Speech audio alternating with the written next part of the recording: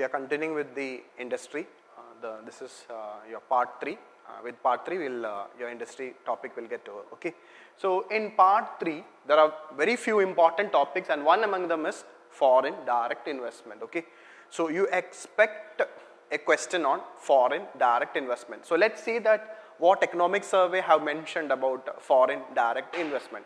So both the 2016-17 and 17-18 survey have mentioned about FDI. So I have combined it. Okay, we'll see the major decision being taken or major points discussed in the economic survey regarding foreign.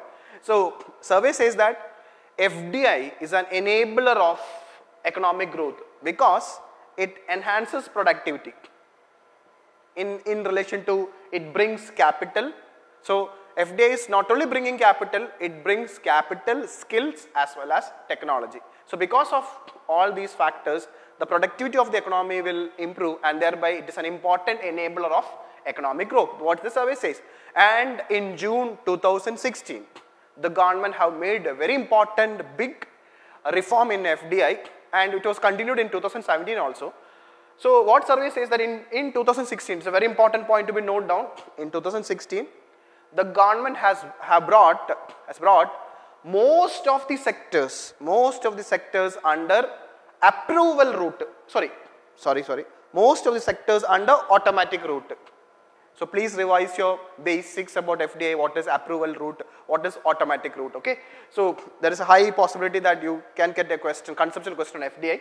So most of the sectors is now under automatic route. So it does not require any approval from the government. Okay, except a small negative list. So here small negative list means there are certain sectors where FDI is still prohibited, not allowed. FDI is still not allowed. So UPSC can ask, since it is mentioned in the economic survey, it is mentioned in both the economic survey.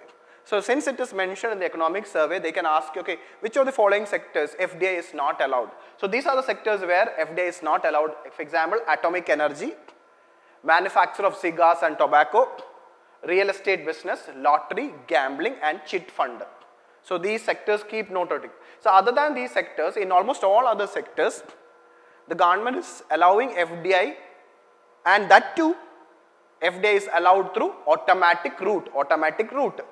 Okay.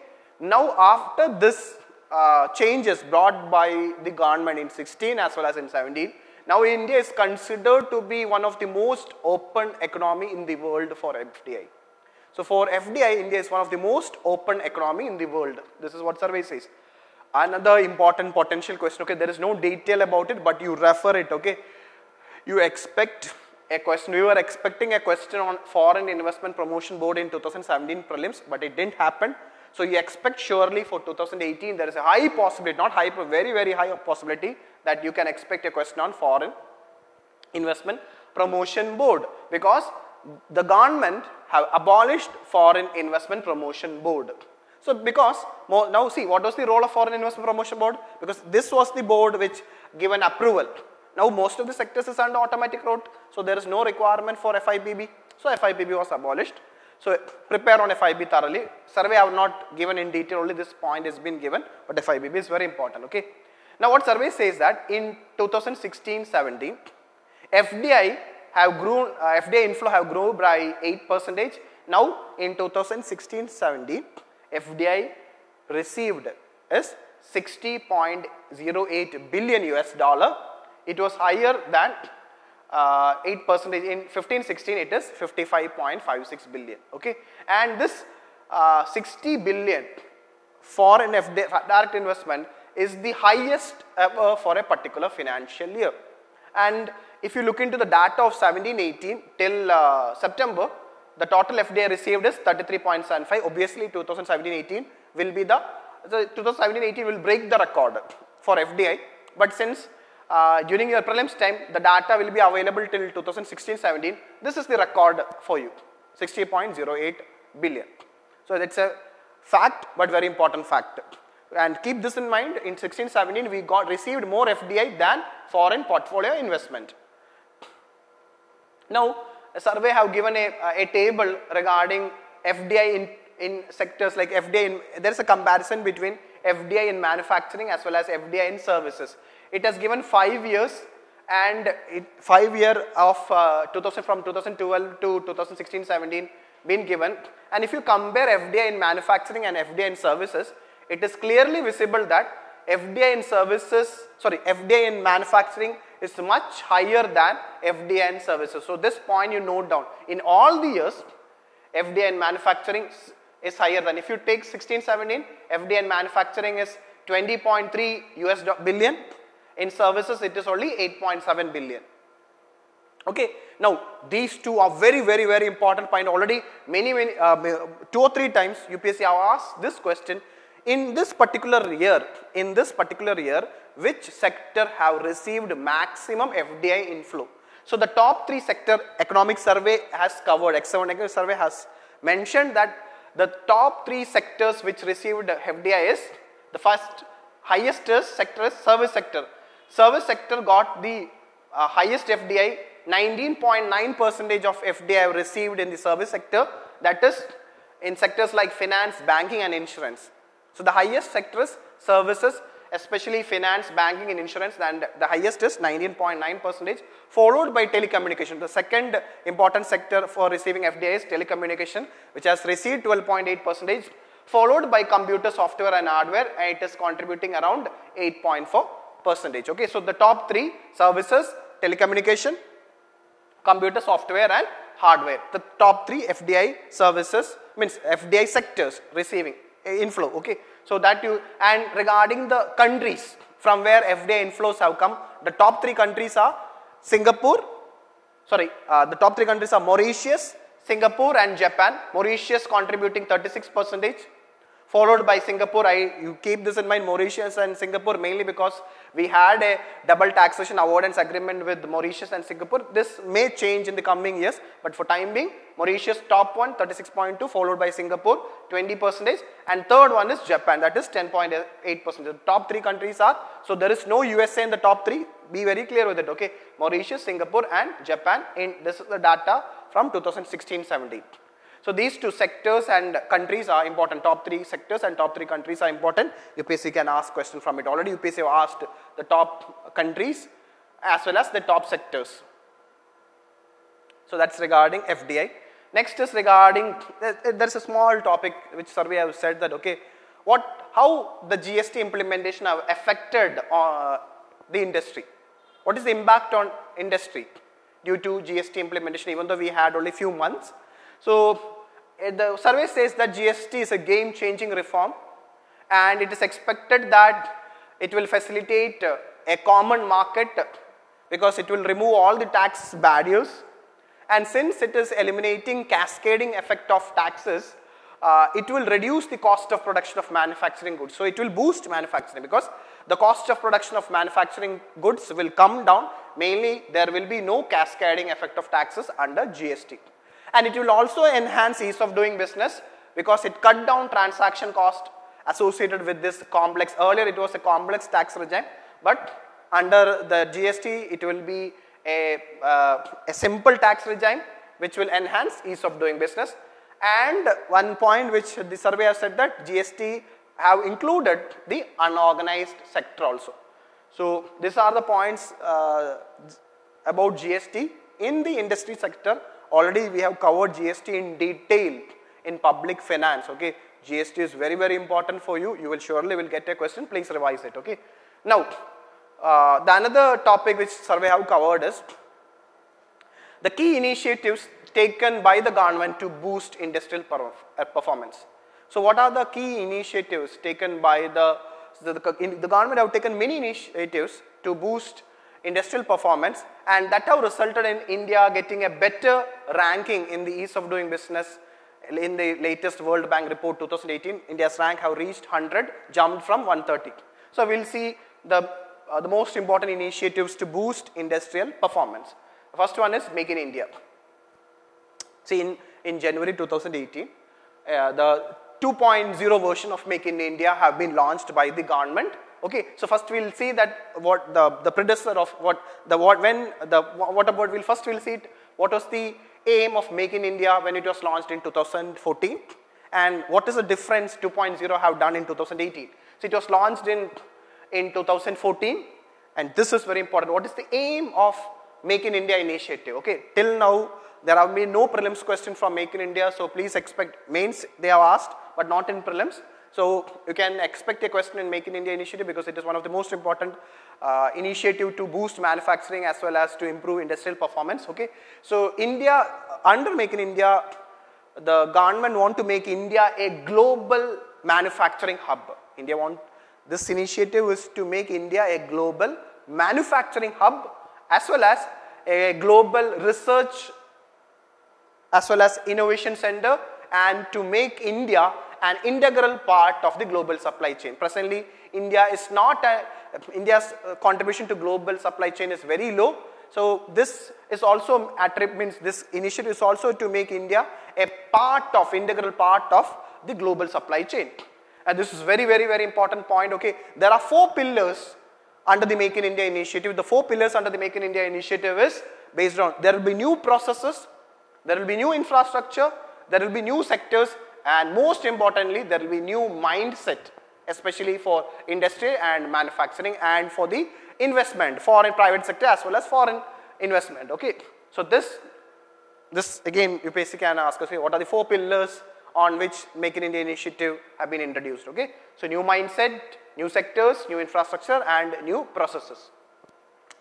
Now in the 2.0 in January 2018, okay, the government has identified 10 champion sectors.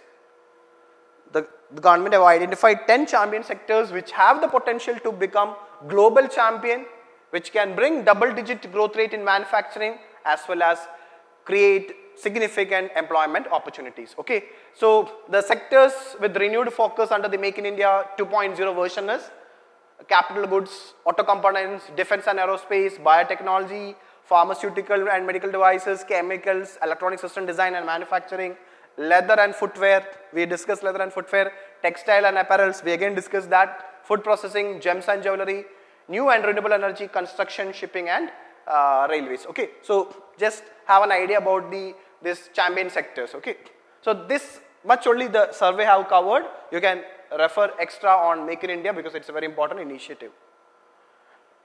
Now already in the part 1 of industry, we have covered about ease of doing business, but there is another important point which I missed there, which was covered later under the new initiative. So we'll see that what is that. We know that already the government as part of ease of doing business have introduced many measures, and the important emphasis under the ease of doing business is to bring simplification as well as rationalization of the existing rules in India. Okay, the India's governing rules are very complex, so that the government tried to simplify it and rationalize it with the introduction of informed technology to make the governance more efficient and effective. Okay, so under the ease of doing business, the government want to make, by simplifying the rules and regulations, government want to make the governance through IT more efficient and effective. Now this is a very important concept. A concept what is called as distance to frontier score. UPSC can ask this question, okay, distance to frontier score, which was in news recently, is associated with what? It is associated with ease of doing business or ease of doing business report released by the World of Bank. Okay, from the concept itself, okay, try to understand what is this distance to frontier score. Okay, you know that under the ease of doing business report, there are 10 indicators are there, and on every country is ranked based on these 10 indicators. Every 10 or each, there will be a separate ranking for each 10 indicators, and finally an average will be taken and the final rank will be prepared, and India got 100th rank. Now what is this distance to frontier score is?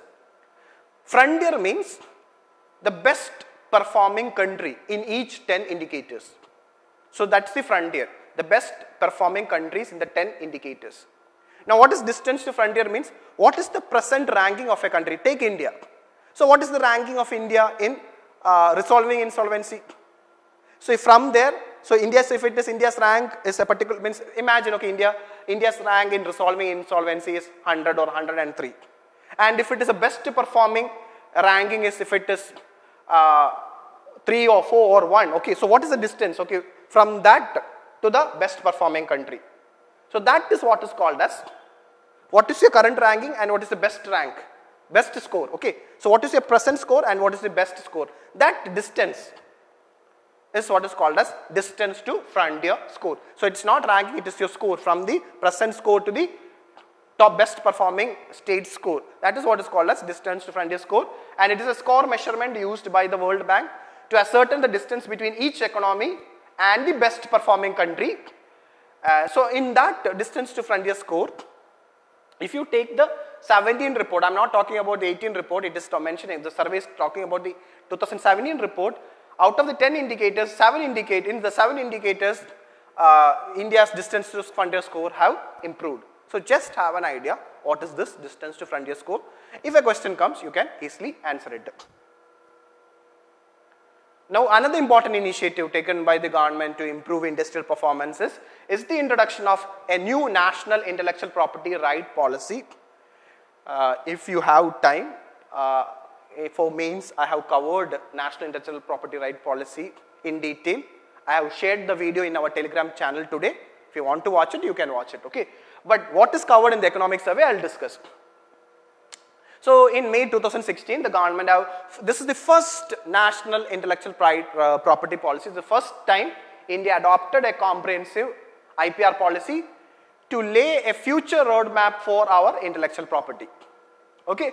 So the aim behind this policy is to improve the ecosystem in India for intellectual property, to improve the intellectual property ecosystem, as well as to create an innovation movement in the country which aspire towards creative India, innovative India. So this is the theme of national IPR policy, creative India, innovative India.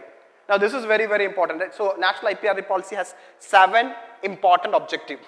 So that can be a potential question. Which of the following are the objectives, or which of the following is not the objective of IPR policy? IPR policy have 7 important objectives. That 7 objectives are: one is increasing IPR awareness. So IPR awareness will be increased. To stimulate generation of IPR, so IPR, there will be a generation, the policy will stimulate generation of IPR, a strong and effective IPR laws, modernize and strengthen service-oriented IPR administration, so strengthening the IPR administration, get value for IPR through commercialization, so commercialization of IPR, strengthen enforcement and adjudicatory mechanism for combating IPR infringement, so prevent or to combat IPR infringement. Last one is to strengthen and expand human resources, the institutions, the capacities for teaching, training, research, as well as skill building in IPR. So be thorough with the 7 objectives of IPR. You need not to go in detail, just have an idea. It will be a direct question if UPSC asks a question on national IPR policy. Now a new cell for intellectual property right promotion and management is being set up. Okay, UPSC can ask this question. This cell for intellectual property rights promotion and management is set up under which ministry, or it is set up under which department? It is set up under the Department of Industrial Policy and Promotion. So it is the nodal agency for intellectual property rights in India, Department of Industrial Policy and Promotion, which is a very, very important department, especially for FDI as well as for intellectual property rights. So this cell will be addressing all the issues which has been identified in the 7 objectives of this national IPR policy. Now if you look into the recent data, especially this April to October 2017 data in relation to patent handling, if you see that around 45,000 patents as well as 15,000 copyrights were filed into our patent office, and 9,847 patents and 3,500 copyrights were granted. Okay, so it's a quick process being done by the this patent office. Now, recently the government have signed a memorandum of understanding or MOU with countries like UK, Singapore and EU in the field of intellectual property, trademark. So be thorough with, please revise the concepts like trademark, copyright and patent. Yes, I'll just give you my feeling about this coming prelims is that there is a high possibility that there will be a few comparatively higher conceptual related questions from economics. So be thorough with these concepts like what is patent, what is copyright, what is trademark, what is the difference between these, like that. Already UPSC asked few questions regarding concepts in the earlier previous year questions. Okay, so that's regarding this MOU. And regarding, okay, that is a very important thing. Okay, regarding pendency in awarding patents have come down from 3 months in the year 2015-16 to 1 month by the end of financial year 2016-17. So the time period to award patents have come down from 3 months to 1 month, which is a great improvement. And because of all these things in the last 2 years, initiatives taken by the government the last 2 years, another important index, see now UPSC have a favorite area, especially index and reports. Who releases this particular index? Who releases this particular report? Okay, so this under the National Intellectual Property Right Policy, it has been mentioned that India's rank in Global Innovation Index has gone up from 81 in 2015 to 66 in 2016. Okay, so the survey is only mentioning about 15 and 16 rank, but I referred it. I have shared an article today about the 2017 report, which was released in June or July, and I have shared that article in our Telegram channel. Please read it. It is very, very important. It's a very potential question. Global Innovation Index is a potential question. That article, read that article. There is a high possibility that question can be asked. So in 2017, again the ranking have improved from that article. It is saying that the 17 ranking have been improved to from 66 to 60. Now it has been said that this is for the first time in 2 consecutive years. So this index was first time introduced in 2007. So in the last 10 years, only in 16 and in 17 India's rank have improved. So before that, in the previous 4 years, the ranking was very poor. So in the consecutively 2 years, India's rank have improved from earlier from 81 to 66 and now from 66 to 60 in 2017.